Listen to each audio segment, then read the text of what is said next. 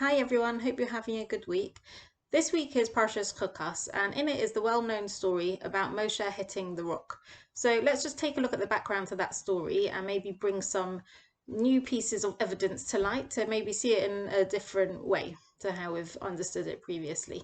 So what happens is the Jewish people complain that there's no water to drink. They go to Moshe, they complain, and Hashem tells Moshe to go and talk to the rock, and that the rock will bring out water. And Moshe goes, and instead of talking to the rock, he hits the rock, and lo and behold, water comes out, the people drink. But that's not the end of the story. Hashem says, as a response to Moshe hitting the rock as opposed to speaking to the rock, he gets this awful punishment that, even though it has been his lifelong dream to go into Eretz Yisrael, and it's kind of what he was set up to do. He was our leader who took us all the way from Mitzrayim, was there to give us the Torah, and the final step was meant to be that he was meant to go into Eretz Yisrael. And this one occasion where he didn't quite listen to the exact instructions, he gets this terrible punishment that he and Aaron will no longer be able to go into Eretz Yisrael, that they will die in the Midbar, and Yehoshua will take over and he'll be the one to lead them in. Now, it sounds like the same story that we've had lots of times before. It's not the first time they've complained about not having any water. It's not the first time they've complained generally. They're always complaining. Either they don't have water, they don't have food, they don't have meat, they don't like the mon, they want to go back to Mitzrayim. A lot of these stories get repeated again and again. And the response generally is that Hashem gets angry with the Jewish people, and Moshe is the one to placate Hashem. And he says to Hashem, oh, they're not so bad, come on, give them another chance. And then Hashem's like, okay, fine. And then we kind of move on. This time it's very much the other way around. Before Moshe hits the rock, he turns around to the people and says, Shimu no hamorim, listen up, you rebellious people. And he really has a go at them, which is really out of character for Moshe. He's normally like a pretty calm kind of guy. He doesn't really lose it like that. And this time Hashem actually doesn't get angry with the Jewish people. There's no punishment at all for them complaining about the water. So what's actually going on here? So the opening line to this whole perek dealing with this story is that the Jewish people arrive in this new place called Kadesh, and there Miriam dies and that she's buried there. That's the first posuk. And then it goes on to this whole story about the water and the rock. Now, normally when you hear a story, the opening line kind of gives you a hint as to what's coming next. It's, sets the tone or introduces the characters. But actually, the first line is that this character, Miriam, dies and then she doesn't appear again. So why is this pieced together like this? So a lot of the commentators look at this, and Rashi brings a couple of really interesting things to light. He says, this generation, we've now fast forwarded 38 years, and we're now in year 40 in the Midbar. Nothing much happened in the interim period. We've got quite a lot going on in the first 2 years when we get the Torah, and we're building the Mishkan. But then basically nothing happens for 38 years, and we finally got to the 40th year when we're just about to go into Eretz Yisrael. And all these people that are still around now, these are the new people. It's the new generation. These are the ones that are actually going to be the ones who are going into Eretz Yisrael. It's not the generation that came out of Mitzrayim. They all died as a result of their sin with the Meraglim. So what does this mean? Let's just think about who these people are. This isn't the generation of slaves. These people were either little children when they left Mitzrayim, or they were actually born in the desert. And as such, they've had a completely different life experience to the previous generation. Whereas previously, when people were complaining, they didn't really necessarily have cause to complain. But let's put ourselves in the shoes of these people for a moment, or maybe sandals, they're in the desert after all. Let's think for a moment. They wake up one day and there's suddenly no water. Now, the whole time they've been in the desert, since they've been around, there's been this random rock that follows them around everywhere and just springs forth with water. It follows them around, and they've never had cause to complain about there being no water. And they've grown up thinking that that's completely normal. They've grown up with mon falling from heaven, and that is their food. That's what they've grown up with. It's the same as you opening up a box of Weetabix in the morning. That is their sustenance. That is, for them, completely natural. And they think that that's normal, that they've never even thought about where this well comes from or this rock, why it's bringing forth water. It doesn't appear to be miraculous to them because they are so used to it. And suddenly, overnight, this well disappears. This rock that brings forth water, it just goes. And then suddenly, they're in the desert, it's boiling hot, and there's nothing to drink. That is absolutely petrifying. So obviously they're going to go to their leaders and say, help, what's going on? We're all in a massive panic, we're all going to die because there's nothing to drink. And that's a very legitimate concern. So you can't really fault them for that.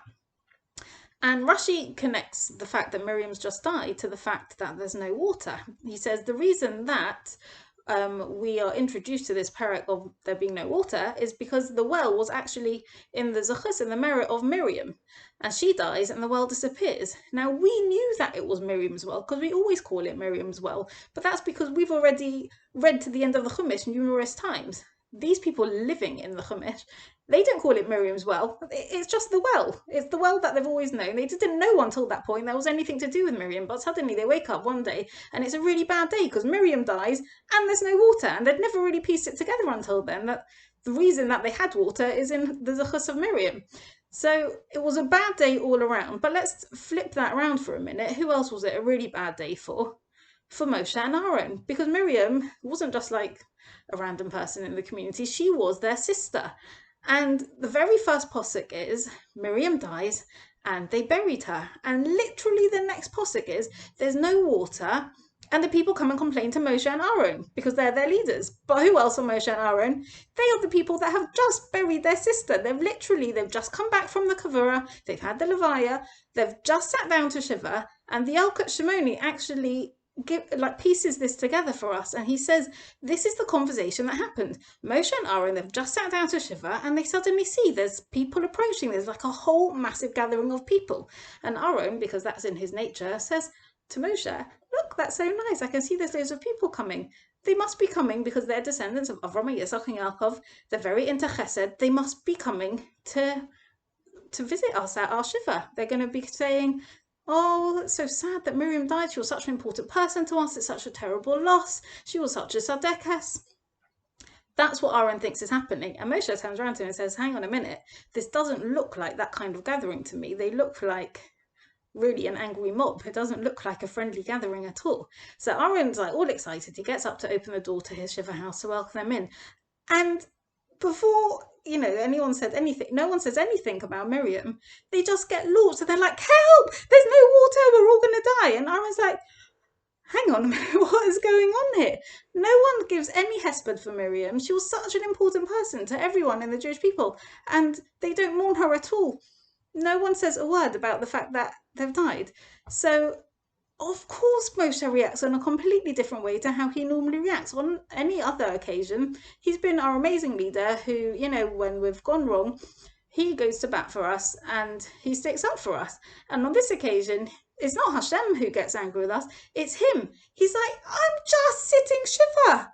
What is going on here? And he comes storming out. He's like, fine, I'll sort out the water, you rebellious people. And he takes his stick and Hashem says, talk to the rock, but he's in such a state he can't even hear what Hashem's saying to him. He goes and he hits the rock, he slips up. But why? Is that in his nature to not listen to Hashem? No, of course not. He was just having a really bad day. It's literally the only day in his entire career as leader that he was trying to take a personal day. That, for once he wasn't putting the needs of the people before his own. He was just sitting and mourning his sister. It was a massive loss for him. And Aaron as well, it was his sister, and Aaron normally would be the peacekeeper on this occasion. He normally would have been the one to step in and say, well, look, Moshe, hang on a minute, the people are just really thirsty because there's no water. And he says, he'll say to the people, well, hang on a minute, Moshe's just like not in a very good mood because his sister's just died, so maybe just give him a minute. But Aaron's not able to do that either on that day because he's also in a state, because he's also in mourning, because he's also lost his sister. So everyone is having a bad day. And as a result, Moshe and Aaron never take us into Eretz Israel, and Chazal tell us that if they had been the ones to take us in, if Moshe was the one to build the Beis HaMikdash, that it would never have been destroyed, and the whole course of Jewish history would have been completely altered, just because of this one moment where he loses it. And it was completely justifiable that he lost it, and it was justifiable that the Jewish people were upset that there was no water. No one really did anything wrong. No one's really to blame. So what can we take from this? That sometimes things happen to us, and maybe somebody acts out of character. They just have a go at us about something. You're like, oh my gosh, why are you talking to me like this? What have I done wrong? But actually, if you just took a moment and stepped back and thought to yourself, hang on, they're not normally like this. I wonder why they're being like this. You might actually just say to them, is everything okay? Are you having a bad day? Is it, do you want to talk about anything? Rather than, getting launched and having a go back at them. And that would have a completely different outcome to the two of you having a massive bust up about what's maybe nothing. And to turn it around, if you know you're having a bad day, then just watch your interactions with people, because sometimes, the way we would interact on a normal day, if we know that we're having a bad day and something's on our mind, then you just have to hold back, because you know that you're acting out of anger or out of stress or out of tiredness. But still, the end result can be catastrophic sometimes. It can really put a dampener on a relationship, on a friendship. And, the knock on effect can have ripple effects for, many weeks or months to come. So I think the key is to just pause, think what's going on with me, what's going on with the other person, and are they acting out of character? Am I acting out of character? Let's just take a moment to think.